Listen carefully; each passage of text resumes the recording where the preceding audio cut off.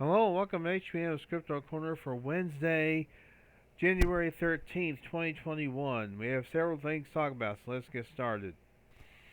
First of all, Dr. Carl Shakur elucidates two Civil War pterodactyl thunderbird photographs, and here are the photographs in question.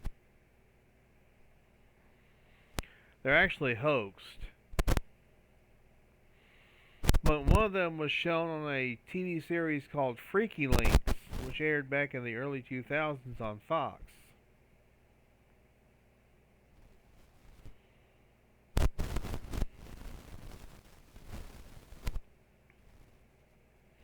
Actually, both of them were shown. My mistake, because here's the one, and here's the other.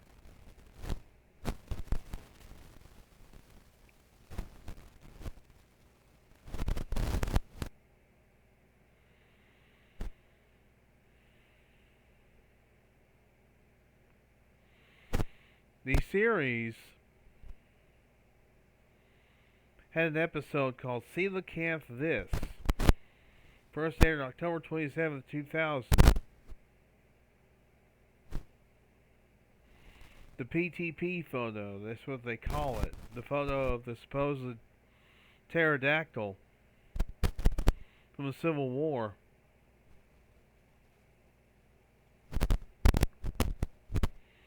Dead pterodactyl with Civil War soldiers standing over it and on it.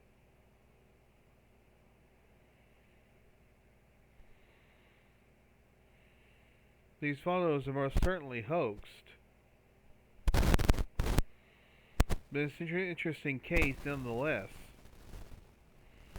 regardless of whether they're hoaxes or not.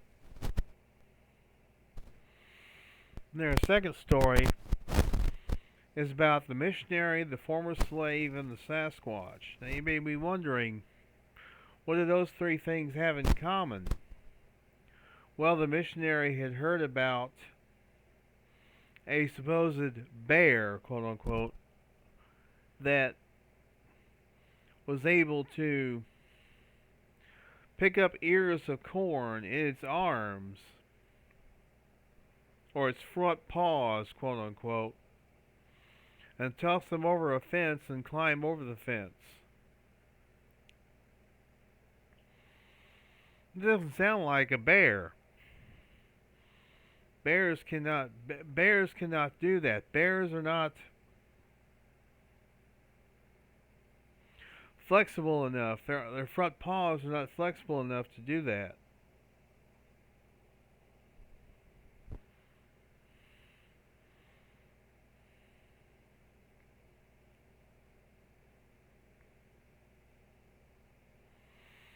So it sounds to me like it's a Sasquatch. There was a Sasquatch involved. This was near Sonora, California. And yes, there's grizzlies and there's black bears in that area. But to be able to carry off huge amounts of corn in its mighty arms seems unlikely for a bear.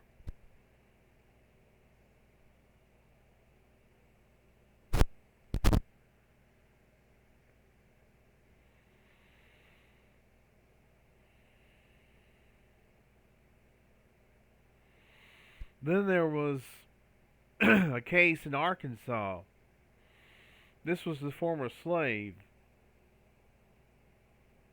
A bear picked off an ear of corn and put it in its bended arm.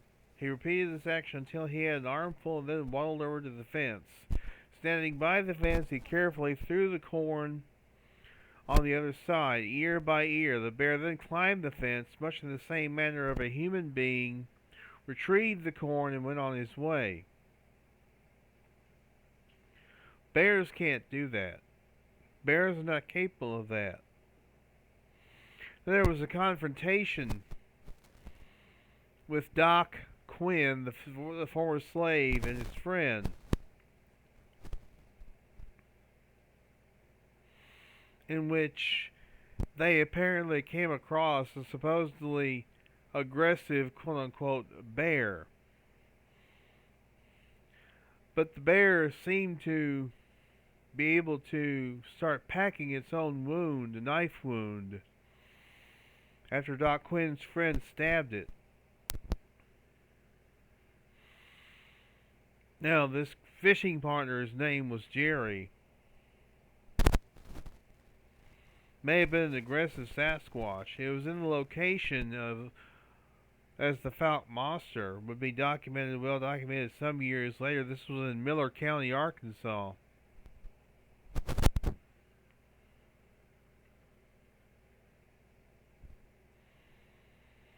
That's assuming the story is true.